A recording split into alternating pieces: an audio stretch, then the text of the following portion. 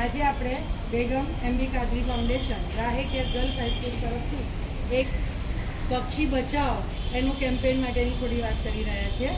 અમદાવાદમાં ટૂંક સમયમાં એક અઠવાડિયા પછી 14મી જાન્યુઆરીએ ઉત્તરાયણનો તહેવાર મનાવવામાં આવશે.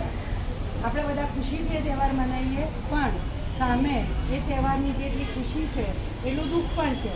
કારણ કે જે બિચારા બોલ પક્ષીઓ આકાશમાં ઉડી રહ્યા છે એમને ક્યાંય એની ખબર નથી કે આ જે ચાઇનીઝ દોરી છે કે બીજી ભયંકર વસ્તુઓ જે મટી પદાર્થો એના અંદર ઉમેરાયેલા છે, કાચ, માંજો, એ દરેક વસ્તુથી પક્ષીઓને કેટલું નુકસાન છે એની આપણને ખબર પડતી નથી. તો આજે આવો આપણે બધા ભેગા થઈને સમાજમાં એક સારો એવો સંદેશો આપીએ કે પક્ષી બચાવો. ઉત્તરાયણના દિવસે દરેક વ્યક્તિ ખુશીથી ઉત્તરાયણનો તહેવાર મનાવે, પણ સામે ધ્યાન એટલું રાખીએ કે બિચારા બોલ પક્ષીઓ ક્યાંક આપણી આવી દોરીનો શિકાર ના બને, ક્યાંક એમને કોઈ પણ તકલીફ ના પડે અને પર્યાવરણ જળવાયેલું રહે. એની સાથે એક સરસ મજાનો આપણે તહેવાર ઉત્તરાયણનો ઉજવીએ, પણ ખુશીથી અને દુઃખથી નહીં. આપણે દરેક વ્યક્તિ એક નાગરિક છે. આપણા આજુબાજુ ધાબા પર લોકો ચડતા હશે, સરસ મજાનું તહેવાર ઉજવશે, પણ એમને આપણે સાથે સાથે સંદેશો પણ આપીશું. આપણા પાસે સારા એવા પોસ્ટર્સ અને બેનર્સ છે, આપણે એનો પ્રચાર કરીને બતાવીને એમને સંદેશો આપીશું કે અબોલ પક્ષીઓને સાથે અન્યાય ના કરીને જેમ આપણને જીવવાનો હક છે તેવી જ રીતે આ બિચારા પક્ષીઓને પણ જીવવાનો હક છે.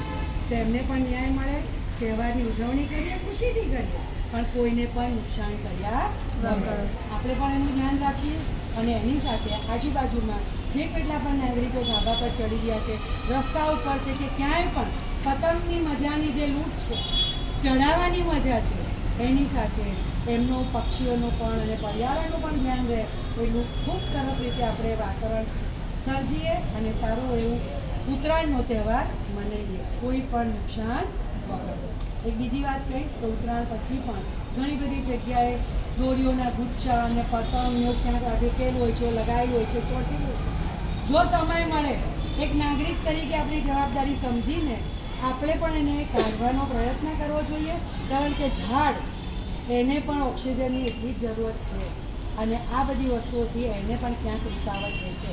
આપણા ઉપર માસ્ક લગાવ્યા પછી આપણને કેટલી તકલીફ પડે છે હવાની, આપણે શ્વાસ લેવામાં આપણને તકલીફ પડે છે, એવી જ રીતે તે પણ એક પ્રકારનો જીવ છે જેને શ્વાસ લેવો છે.